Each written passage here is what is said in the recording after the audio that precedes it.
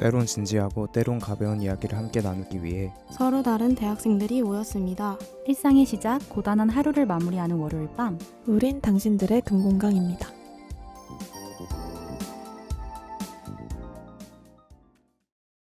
청취자 여러분 안녕하세요. 지난 시즌 지지에 이어서 고디바 전문 DJ를 꿈꾸고 있는 저는 당금의 똑순이 꾸꾸입니다. 사실 제가 거의 첫 DJ나 다름이 없어서 지금 굉장히 긴장이 되거든요. 그치만 오늘 녹음에 참여해주신 분들이 저에게 있어서 정말 든든한 분들이라 아주 다행입니다. 이 자리에 누가 나와 계신지 각자 소개 부탁드려요. 안녕하세요. 오랜만에 패널로 돌아온 당금의 유기농 홍시입니다. 안녕하세요. 당금의 썰 제조기 윤입니다. 안녕하세요. 당금의 오늘도 해맑은 쏘입니다. 안녕하세요. 당금의 팩트 폭격기 두루입니다. 네, 정말 좋습니다. 이번 고디바 사연은 무엇일지 많이 궁금하시죠? 지금 바로 시작해보도록 하겠습니다. 조금만 기다려.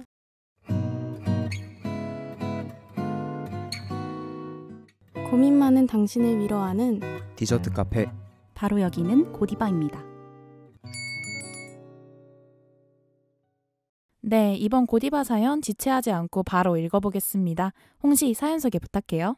네, 닉네임 네잎클로버 님이 보내주신 사연입니다. 사연 제목은 마음이 아픈데 병원에 가기 두려워요 입니다. 안녕하세요. 저는 졸업을 앞두고 있는 평범한 대학생입니다. 어렸을 때부터 워낙 건강 체질이었던 전 어떤 운동이든 해봐야 직성이 풀리는 성격이라 잔병 치레 한 번 없이 어린 시절을 보냈는데요. 성인이 되어서도 감기 한 번 잘 걸리지 않고 건강하게 잘 생활하고 있었던 제가 코로나가 터진 이후로 점차 건강이 나빠지기 시작했습니다. 홍시야, 요즘 어떻게 지내? 비대면이라 학교도 못 가서 요즘 많이 처지지 않아? 그러게. 비대면이라 활동도 못하고 하루가 지날수록 좀 뒤처지는 기분이 드네. 나도 그래. 근데 너는 더 그러겠다. 항상 열심히 나아가는 사람이잖아 너. 그러게 요즘은 만나서 하는 대외 활동도 어렵던데 홍시 괜찮아? 아니야, 뭐 다들 그렇지 뭐. 그냥 빨리 코로나가 지나가면 좋겠다. 다들 겪는 일이지만 유독 바람은 제게 더 세게 불어오는 것 같은 느낌. 몸이 아닌 서서히 마음의 건강이 나빠지기 시작한 일상. 열심히 일하고 바쁘게 사는 걸 좋아하는 성격이 어느 순간부터 뭐든 잘 해내야 한다는 강박으로 변해서 저를 짓누르고 있었더라고요. 게다가 코로나의 영향으로 몇 년을 비대면 생활에 익숙해지다 보니 사람들을 만나서 에너지를 얻는 게 아닌 점점 지쳐간다는 걸 느꼈어요. 주변 사람들에게 말도 못하고 혼자 끙끙 앓은 지 벌써 몇 달째. 점점 예전의 제 모습을 잃어가고 있다는 생각에 괴로워서 가장 친한 친구에게 겨우 저의 마음을 이야기했습니다. 유나, 나 요즘 마음이 너무 힘들다? 생각이 많아지는 것 같아. 요즘 나 만날 때도 많이 지쳐 보였는데 어떤 부분이 가장 힘들어? 그냥 뭐든 잘 해내야겠다는 강박이 나를 누르고 있는 것 같아. 근데 이걸 누구한테 말할지도 어떻게 고칠 수 있는지도 모르겠어. 그럼 병원에 가보는 건 어때? 병원? 정신과 진료 말하는 거지? 그치만 나 그 정도로 심각한 건 아니지 않을까? 그래도 너가 생각하는 것보다 훨씬 힘든 상황일 수 있으니까 내 생각에는 병원에 가서 진료도 받고 너가 힘든 이유랑 상황을 알아가는 게 좋을 것 같아. 물론 저도 친구처럼 생각해서 정신과 진료를 알아보기도 했지만 사실 병원에 가기 두려운 마음이 컸어요. 주변 사람들이 저를 어떻게 볼지, 생각보다 저의 상태가 심각하진 않을지 걱정도 많아지고 무서웠거든요. 저도 알아요. 배탈이 나면 내과에 가는 것처럼 마음이 아플 때는 정신과에 가는 게 당연하다는 거. 그치만 아직은 용기가 나지 않습니다. 마음이 아픈 제가 할 수 있는 다른 일들은 없는 걸까요? 어떻게 해야 제 마음의 건강을 나아지게 할 수 있을까요? 당금이들, 저 좀 도와주세요. 네, 마음이 점차 아파오지만 병원에 가는 것이 망설여지고 어떻게 해야 할지 고민이신 네잎클로버님의 사연이었습니다. 사연자분은 코로나를 겪으시면서 마음의 건강에 이상 신호를 느끼신 것 같아요. 이번 사연을 읽으면서 사연자분과 비슷한 경험을 겪었던 패널도 있는지 여러분들의 이야기가 궁금해졌는데요. 혹시 이런 경험에 대해서 이야기를 해줄 수 있는 분들이 계실까요? 네, 제가 먼저 이야기를 해보겠습니다. 저 같은 경우는 코로나 때문인 것도 사실 있는 것 같은데 20살 때 공황발작이 있었어요. 그래서 약을 먹고 있는데 한동안 좀 괜찮아져서 약을 안 먹다가 요즘에 다시 약을 먹고 있어요. 그래서 완전한 회복이라고 말을 하기 어렵지만 사실 전 저한테 우울증이란 단어가 되게 어울리지 않는 사람이라 생각을 했어요. 왜냐하면 되게 저만 봐도 저는 정말 웃음을 못 참고 항상 즐거움을 좀 찾고 밝게 잘 지내는 성격이었는데 그게 한순간에 오더라고요. 근데 그게 잠식시킨다기보다는 뭔가 공존하는 느낌? 나의 밝은 면과 그 나의 우울한 면이 공존해서 그게 너무 힘든 거예요. 다른 사람 만날 땐 괜찮은데 왜 혼자 있을 땐 왜 이러지? 그래서 그걸 극복하는 과정이 전 되게 힘들었어요. 그래서 내 원래 모습이 뭐였을까? 막 이런 생각도 좀 들고. 근데 지금 다시 생각을 해보니까 저는 사람과의 관계가 되게 중요한 사람이어서 누군가를 굉장히 의지하고 의존하는 게 되게 컸어요. 근데 이제 돌이켜 생각을 해보니까 결국 누군가한테 기대는 것은 한계가 있잖아요. 나를 빛나게 하는 건 나 스스로밖에 없다라는 생각을 하니까 조금 괜찮아지고 있는 것 같아요. 그래서 이런 생각을 갖고 너무 남들과 나를 비교하려고 하지 않고 조급해하지 않고 자기 스스로만 생각하면 극복할 수 있지 않을까라는 생각이 듭니다.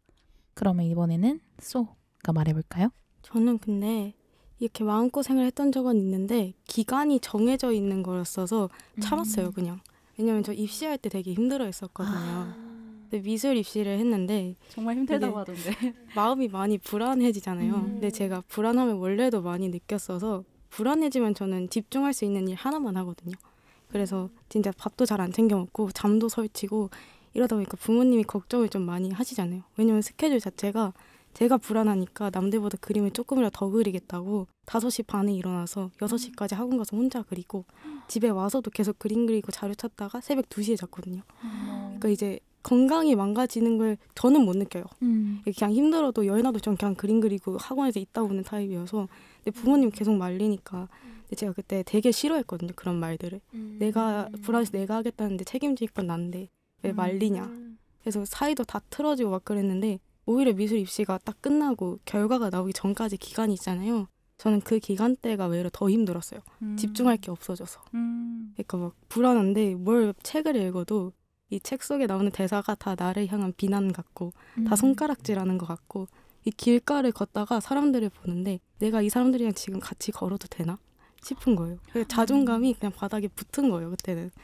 그래서 처음으로 길에서 남들 다 보는 데서 막 엄청 울어봤어요. 그냥 혼자서 엄청 앉아서 막 울었었는데 그래도 그냥 곧 끝날 거니까 결과는 나올 거니까 참았던 경험이 있었습니다. 맞아요. 입시할 때 누구나 그런 순간을 겪게 되잖아요. 쏘도 그런 과정을 겪으면서 성장한 것 같은데 그럼 이번에는 홍씨 말해볼까요? 저도 그때 당시에는 몰랐어요. 제가 지방 사람이라서 처음 서울 올라왔을 때 적응을 사실 되게 못했거든요. 과 공부에도 적응 못했고 동기들하고의 관계에도 적응을 못했고 근데 이제 다 그런 줄 알았어요. 저 같은 사람은 다 그런 줄 알아서 근데 제가 그때 당시에 정말 거의 1년 내내 그냥 방에 틀어박혀가지고 사람도 거의 안 만나고 그리고 밤마다 울었어요. 왜 그런지 모르겠는데 그러니까 왜 우냐고 물으면 왜 우는지 모르거든요. 맞아. 근데 자기 전에 계속 눈물이 나는 거예요. 근데 그게 왜 우는지 누가 물어보면 몰라. 나도 왜 우는지 모르겠어. 라고 하는데 그럼 되게 아픈 거였잖아요. 지금 생각해보면 그게 정상적인 상태가 아니었는데 그때는 몰랐어요. 아픈지. 근데 그럴 수 있어요. 잘못된 걸 몰랐던 것 같아요. 그래서 그 상태로 그냥 계속 저를 방치했었거든요. 근데 저는 주변 사람들이 되게 많이 도와줬어요. 그러니까 그걸 자각한 것도 주변 사람들이 그렇게 말해줘서 그랬던 거거든요. 그거 너 이상한 거다. 너가 지금 아픈 거다. 그러니까 병원을 가든 어떤 조치를 취해야 된다라고 계속 말해준 것도 친구들이었고 저는 그때 당시에도 못 받아들였어요. 그거 제가 아프다는 거 받아들이는 것도 되게 오래 걸렸어요. 아닌데? 나 원래 내향적인 사람이고 밖에 나가는 거 싫어하는 사람인데? 라고 생각을 했었는데 사실은 그게 아니었던 거죠. 아무리 내향적인 사람이어도 사람들과의 관계를 단절하고 사는 건 이상한 거잖아요. 근데 저는 그때 좀 그랬었는데 극복하는 과정? 아직도 극복을 한지는 모르겠어요. 근데 극복하는 과정이 엄청 길고 힘들었거든요.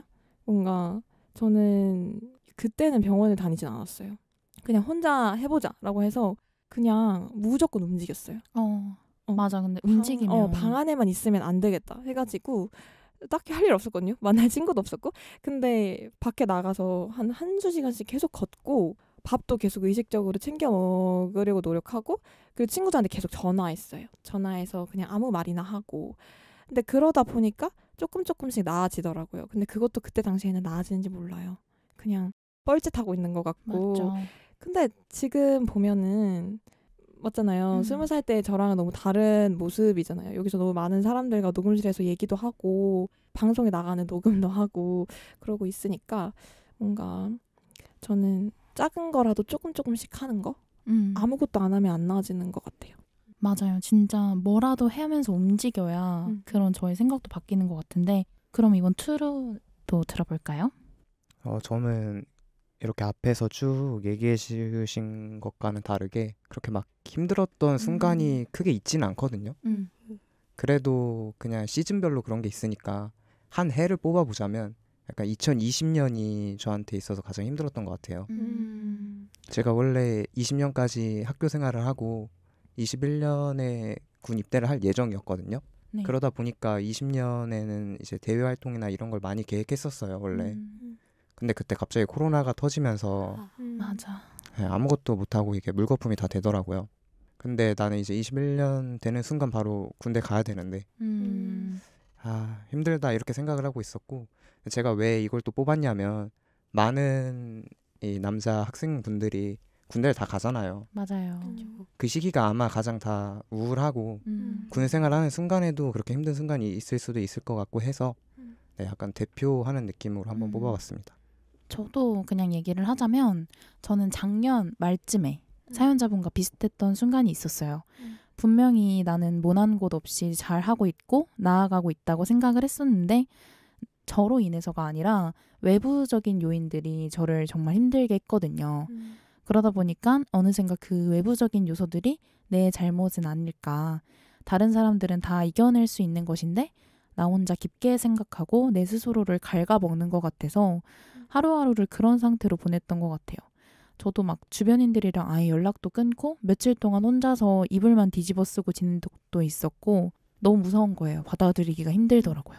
그래서 결국엔 한참을 고민하고 서성이다가 병원에 갔었는데 그 병원에 생각보다 다양한 나이대 그리고 제 주변을 스쳐 지나갔던 분들도 오셨고 심지어 아는 사람도 마주쳤거든요. 그래서 오히려 처음 방문한 뒤로는 여느 병원과 다를 것 없다는 걸 좀 많이 느꼈고 빨리 낫고 싶다는 생각만 들었던 그런 경험이 있어요. 이렇게 이야기하기 힘든 부분일 수도 있는데 이렇게 얘기해 주셔서 너무 고맙고 그러면 이번에는 사연자분도 어려워하셨던 정신과 진료에 대한 장벽에 대해서 이야기해보고 싶은데요.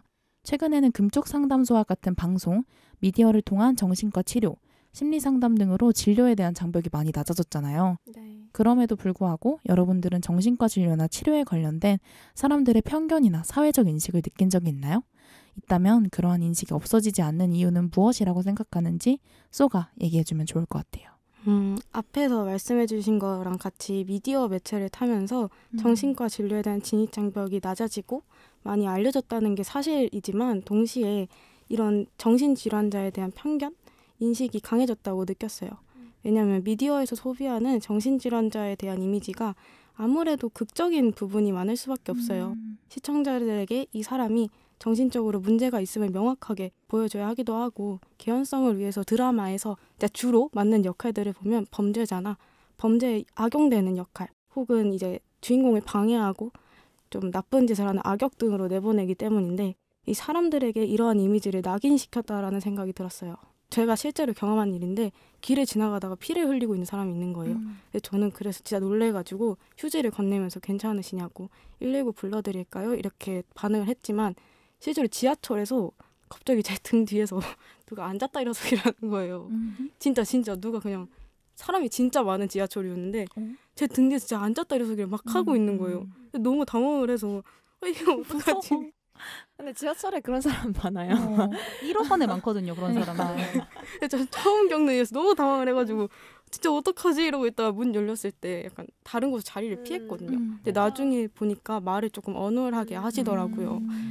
그때 느낀 게 이제 이런 모습을 봤을 때 이런 정신질환자들에게 처음 다가가기에는 남에게 피해를 준다라는 인식이 자리 잡은 것 같아요. 그래서 정신과 진료에 대한 장벽이나 인식이 낮아지지 않는 것 같습니다. 맞아요. 그런 부분이 분명히 존재하는 것 같은데 그럼 트루는 어떻게 생각하나요? 저는 두 가지 정도 생각해 봤거든요.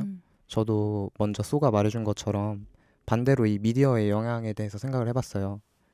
말해줬던 거랑 어느 정도 일맥상통하는 부분이 있는데 대표적으로 드라마나 영화를 보면 그 속에서 그려내는 정신과나 정신병원이 굉장히 부정적이고 좀 자극적으로 나오잖아요. 누군가를 감금한다거나 또 되게 차갑고 막 대부분 지하에 있고 막 그렇게 나오다 보니까 그런 부분들이 안 좋게 보는 시선에 영향을 미치지 않았을까 생각해 봤어요. 근데 실제로는 가보면 그렇지 않잖아요. 그렇죠. 네, 되게 따뜻하고 이렇게 품어줄 수 있는 맞아요. 그런 분위기인데 그런 게 안 좋은 시선에 영향을 미치지 않았을까 생각해 봤고 또 다음은 아무래도 저희 지금 세대보다는 우리 윗세대에 영향이 있는 것 같거든요. 당시 그러니까 저희 부모님 세대까지만 해도 지금보다 먹고 살기 좀 바쁘기도 하고 하다 보니까 당연하게도 마음의 병에 대해 관심을 갖거나 하는 여유를 못 가졌던 것 같아요.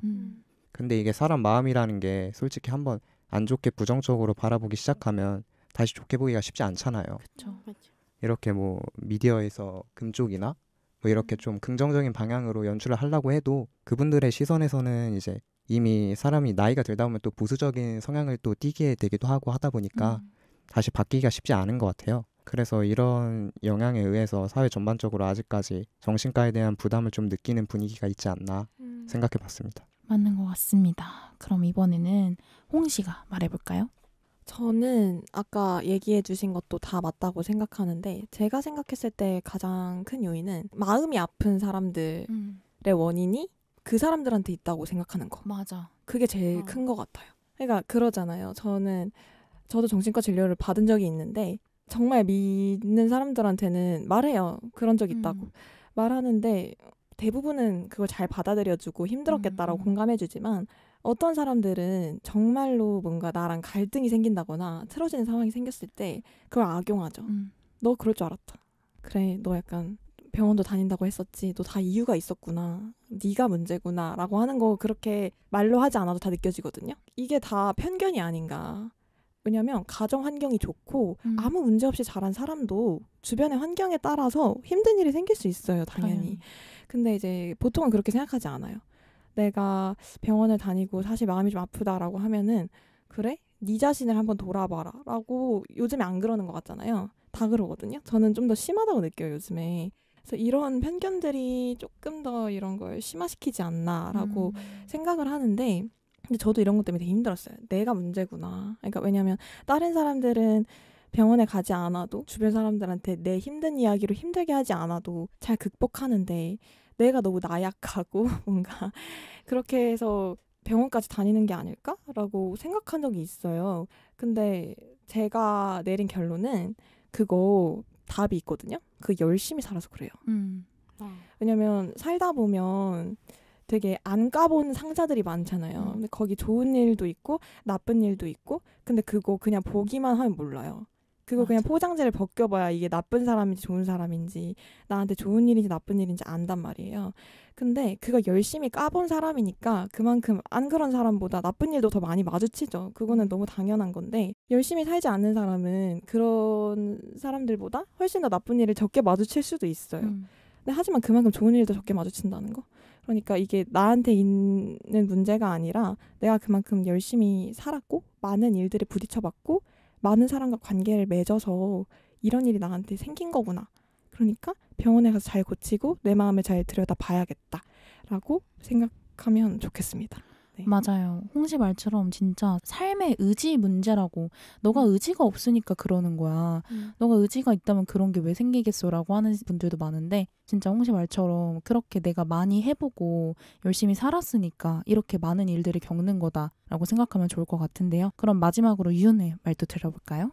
네, 저는 뭐 앞서서 다른 분들께서 자세하게 잘 말씀해 주셔서 그냥 제가 하고 싶은 이야기를 하자면 저는 제가 우울증이 있고 내가 공황장애가 있고 이런 진단을 딱 받았을 때 되게 힘들었어요. 왜 내가? 이런 생각도 들고. 근데 우리가 알러지가 있다고 그 사람이 이상하게 생각하지 않죠. 맞아요. 알러지가 있어서 못 먹는 음식이 있다고 이상하게 생각하지 않고 또 누가 차로 치워서 다쳤어요. 그러면 그 다친 사람한테 뭐라 하지 않잖아요. 친 사람한테 뭐라 하지. 그거는 뭐 내부적인 요인이든 외부적인 요인이든 마음이 아픈 거는 잘못한 게 아니에요. 근데 왠지 모르게 전 죄책감을 가졌어요. 우리 부모님이 나를 정말 잘 키워주셨는데 왜 내가 이러지? 그리고 내가 뭐가 부족해서 내가 배가 불렀나? 이런 생각도 들고. 근데 되게 그 인식이 사회적인 인식이었어요. 나 자신을 내가 그렇게 봤는데 솔직히 말해서 그게 긍정적인 이미지는 아니잖아요. 요즘 들어서 뭐 괜찮다, 마음이 아파도 된다 이런 말은 있어도 막상 저는 내가 아픈 걸 무기로 쓰고 싶지도 않고 남들에게 약점으로 잡히고 싶지도 않아요. 그래서 사실 이야기하기가 되게 꺼려졌는데 이제는 뭐 내가 아니니까 난 그렇게 생각 안 하니까 저도 오픈을 한 거예요. 되게 큰 결심을 하고 저희 아빠는 사실 모르거든요. 이렇게까지 아직까지 아픈 거를. 근데 우리 아빠 들으니까 네, 뭐 아시겠죠? 그래서 일단은 뭐 인식이 없어지지 않는 이유는 그 당사자의 잘못이라고 생각하는 거, 당사자의 문제라고 생각하는 거 같고요. 전혀 그런 거 아니니까 다들 병원 아프면 가야죠. 몸이 먼저예요. 맞아요. 이게 저도 진짜 이렇게 생각이 들었던 게 내과에서 약 탄다고 내과 약 이렇게 안 하고 정형외과에서 약 타온다고 정형외과 약 이렇게 안 하잖아요. 그렇죠. 근데 유독 정신과 약만 정신과 약이라고 부르는 게 진짜 이상하다고 생각을 했었어요. 근데 여러분들 모두 이런 부분에 대해서 공감하고 사회적 인식이 아직까지도 우리 사회에는 뿌리 깊게 자리 잡고 있는 것 같아서 이런 부분이 얼른 고쳐 나아갔으면 하는 그런 바람입니다. 그러면 사연자분을 비롯해서 비슷한 고민을 하고 있는 청취자분들에게 도움이 될 수 있는 정부 지원 정책, 어플 등 알고 있는 정보에 대해서 이야기해주면 좋을 것 같은데요. 시간 관계상 2분 정도 이야기만 들어볼게요. 이야기해도 될까요? 네네네. 제가 사실 이걸 너무 알려주고 싶어서 막 정리를 해왔거든요. 제가 가장 정신과 저는 처음에 갔을 때 저 혼자 갔어요. 근데 되게 두려웠던 게 이거 기록에 남을까 봐 그게 너무 걱정이 됐었거든요. 그래서 모든 걸 다 알아봤었어요. 근데 제가 좀 간단하게 이야기해주고 싶은 게 그래도 일단은 우리 인생의 손해를 보면 안 되잖아요. 여기 갔다 왔다는 이유만으로 분명히 손해는 있어요. 근데 가장 첫 번째가 보험이에요. 정신과를 방문하기 전인 경우에는 보험을 미리 들어놓으세요. 실비보험이라던가 아니면 뇌나 심장진단 이런 허혈성 보험이 왜냐하면 정신과 약이 심장과 뇌에 영향을 주기 때문에 정신과 진단 기록이 있으면 허혈성 보험을 못 들어요. 아니면 보험비가 굉장히 비싸요. 실비보험 같은 경우는 거의 99% 반려된다고 보시면 돼요. 그렇기 때문에 미리 들어놓으시고요. 그다음에 정신과를 만약 이미 방문을 해버렸다. 내가 실비 이런 게 없는데 그런 경우는 아직 방문 7회 이내고 약이 30일 이내로 처방을 받았다. 그때까지 잠깐 병원을 끊고 3개월 후에 보험을 들으시면 돼요. 그런데 내가 이미 7회 이상 했고 30일 이상 약을 처방받았다. 그러면 마지막 진료 후 5년 정도는 보험 가입이 어려워요. 그래서 그 경우에는 그냥 뭐 다이렉트 보험이라고 해가지고 인터넷으로 실비보험 가입을 한다거나 그냥 조금 금액적인 부분 감수를 하더라도 보험을 가입을 하고 진료를 그냥 계속 받는 게 맞죠. 그리고 뭐 기록에 남을 걸 걱정하는 경우 때문에 저도 맨 처음에는 비보험으로 진단을 받았어요. 그래서 한 번 갈 때마다 약값 다 해서 10만 원 일주일에 이렇게 갔거든요. 근데 그게 정말 의미가 없는 게 뭐냐면요. 정신과 약은 그 국가에서 하나하나 다 관리를 해요. 그렇기 때문에 내가 진료 기록이 없어도 약을 처방받은 기록은 있어요. 그렇기 때문에 결국에는 기록에 남긴 남아요. 그런데 이게 뭐 취업 시에 불이익이 있냐 이런 거 얘기를 해보자면 불이익이 있는 직종도 있어요. 공무원 같은 경우는 소방관, 경찰관 뭐 이런 경우는 문제가 될 수 있습니다. 그리고 워킹홀리데이 갈 때 호주 같은 국가는 정신과 기록이 있으면 비자를 주지 않아요. 그런데 우리 그것 때문에 병원 안 가는 건 안 돼요. 안 되죠. 자기가 먼저니까. 그래서 부모님이 모르실 경우에 부모님이 몰랐으면 좋겠다 하면 본인이 의료 기록을 삭제할 수도 있습니다. 맞아요. 성인이니까. 그러니까 가장 중요한 건 우리 몸이랑 우리 건강이잖아요. 보험이랑 취업 이런 것도 결국 두 번째 문제니까 정말 망설이었던 분들은 그냥 다녀오세요. 그랬으면 좋겠습니다. 대신 아직 방문 전이면 보험, 실비보험 꼭 가입하기. 네, 이거 꼭 얘기해주고 싶었어요. 너무 유용한 정보인데 이거 여기서 이렇게 듣게 되니까. 네, 제가 정말 그 20살 때 모아놨던 정보들을 다 갖고 온 거거든요. 너무 고마워요, 진짜. 네. 그럼 이번에는 홍시 혹시 얘기해 줄 수 있을까요? 네. 저도 근데 보험 얘기하려고 했는데 윤희가 해줘가지고 그거는 넘어가고 너무 잘 제가 알아온 거보다 저 보험 전문가예요. 네. 근데 저도 사실 저는 그 전에 실비보험이 있어가지고 괜찮았는데 안 했으면 저도 큰일 날 뻔했어요. 왜냐면 그 비보험으로 하면 정말 비싸거든요. 진짜 비싸요. 돈 때문에 안 갈 수는 없잖아요. 아픈데. 그리고 제가 말씀드리고 싶은 거는 저도 이해해요. 이거 처음에 부모님한테 얘기하기 어려워요. 맞아. 혹시 부모님이 이거 떼보다가 내 진단 기록을 알게 됐을 때 두려울 수 있거든요. 근데 그러면 성인이니까 제가 지울 수 있어요. 근데 대신 연말 결산 전에 지워야 돼요. 맞아요. 나 얘기해줄라 했어. 연말 결산이 지나면 안 지워져요. 의료보험을 내가 내면 상관없는데 부모님이 내주시면 보여요. 그러신 분들 있을 거 아니에요. 근데 연말 결산 전에 의료 기록을 지우지 않으면 그건 어떻게 할 수 없어요. 그러니까 꼭 연말 결산 전에 지워라. 이런 얘기를 해도 될지 모르겠는데 지워야 된다. 그리고 한 가지 더 말씀드리고 싶은 거는 저는 약 먹기 전에 가장 걱정됐던 게 부작용이거든요. 맞아요. 이거 미디어에서 엄청 이상하게 포장을 해가지고 맞아. 정신과 약을 먹으면 엄청난 부작용을 겪는다. 아니요. 오히려 피부과 약 같은 게 저는 피부과 약도 먹은 적 있는데 피부과 약보다 부작용이 훨씬 덜해. 거의 없는 것도 많아요. 제가 뭐 다른 질환에 대한 뭐 약이나 이런 거는 많이 먹어보지 않아서 모르겠는데 저는 뭐 도파민 분비하는 약도 먹어봤고 아드레날린 막 분비하는 약 세로토닌도 먹지 않았어요? 네, 세로토닌 이런 거 먹었었거든요. 왜냐면 너무 우울감이 있고 이러니까. 근데 정말 제가 겪었던 부작용은 가장 심했던 게 아드레날린 분비하는 약을 먹으면 심장이 너무 텐션이 올라가나? 가만히 못 앉아 있어요. 가만히 못 앉아 있고 이게 땀이 엄청 나요. 제가 땀이 별로 없거든요. 땀이 너무 많이 나서 정말 이 정도의 가벼운 부작용만 있어요. 이것도 정말 생활하는데 불편할 정도는 아니었어요. 그냥 친구들이 요즘 기분이 좋나 보다.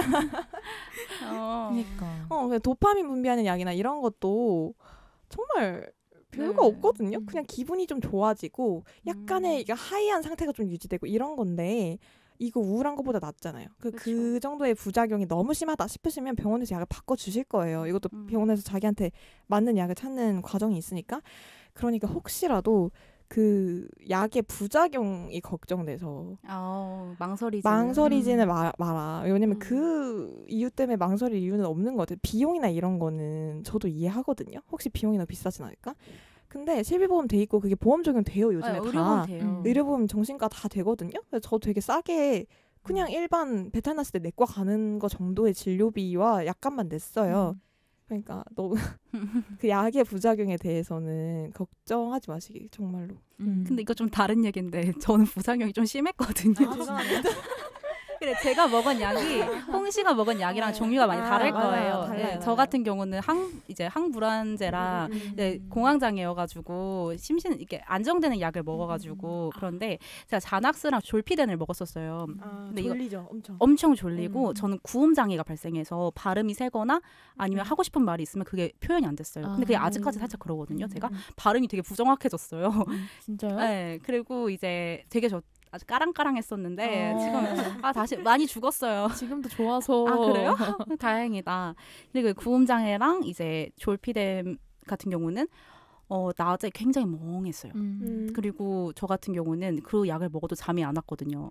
이거 되게 졸린 약인데 잠이 안 와서 수면제까지 먹다 보니까 되게 멍했는데 근데 그거 나중에는 그 멍한 게 나아요. 그냥 막 발작 일으키는 것보다 얼마나 힘든데 그게. 그래서 다들 뭐 아까 홍 씨 말했듯이 부작용이 불안해서 안 가고 이러진 않았으면 좋겠어요. 저 하나만 더 얘기해도 돼요? 네. 방금 생각났는데 우리 물 만났다. 그거 약 먹다가 의사의 상담 없이 단약하면 절대 안 돼요. 큰일 납니다. 정신과 약은 단약 마음대로 하면 절대 안 되거든요. 약 먹을 땐 몰라요. 이 약의 도움을 받고 있는지.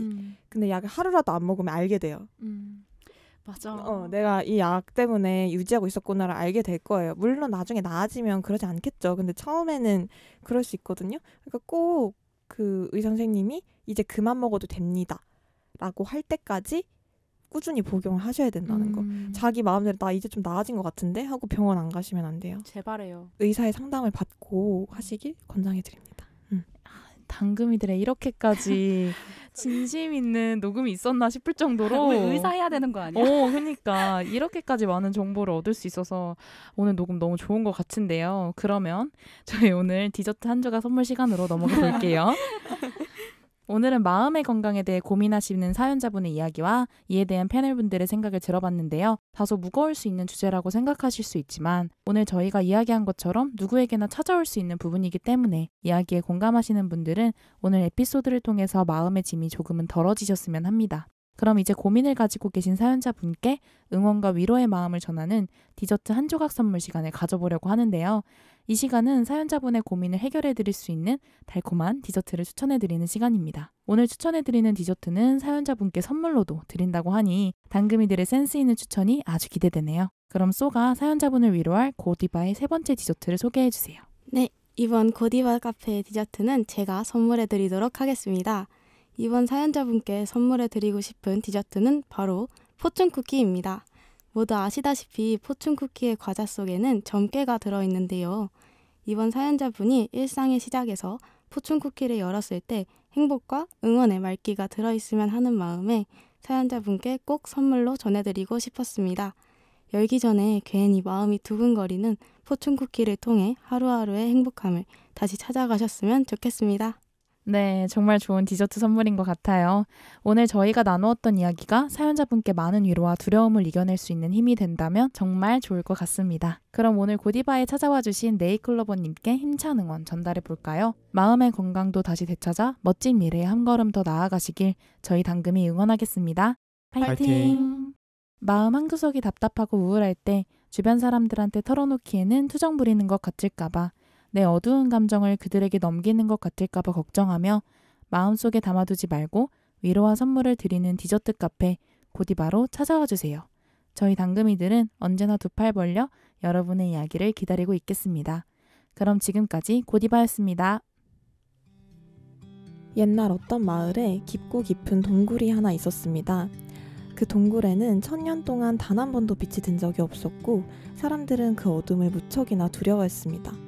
그 어둠을 걷어내기 위해서는 1000년의 시간이 걸릴 거라고 믿었지만 그 동굴에 빛이 드는 건 어느 날 한순간이었습니다. 드라마 괜찮아 사랑이야에서 사랑의 트라우마가 있는 해수에게 재열이 해준 이야기입니다. 우리 모두 오래도록 빛이 들지 않는 마음의 한 구석을 가지고 있을지 모릅니다. 영원히 빛을 보지 못할 거라 생각하는, 그래서 남들에게 보여주고 싶지 않은 그런 나만의 동굴. 그 안에 홀로 누워있을지도 모를 여러분께 오늘 이 방송이 한순간 들이칠 햇살이 되어주기를 바라며 오늘 녹음 마치겠습니다. 지금 이 순간에도 당신은 나아가고 있으니 오늘은 걱정하지 말고 편안하게 잠드시기를 바랍니다. 지금까지 대본가 DJ의 꼬꼬, 패널의 소, 두루, 윤, 홍시였습니다. 일상의 시작, 고단한 하루를 마무리하신 여러분 모두 수고하셨습니다. 당신들의 금공강은 다음 주에 다시 돌아올게요. 안녕.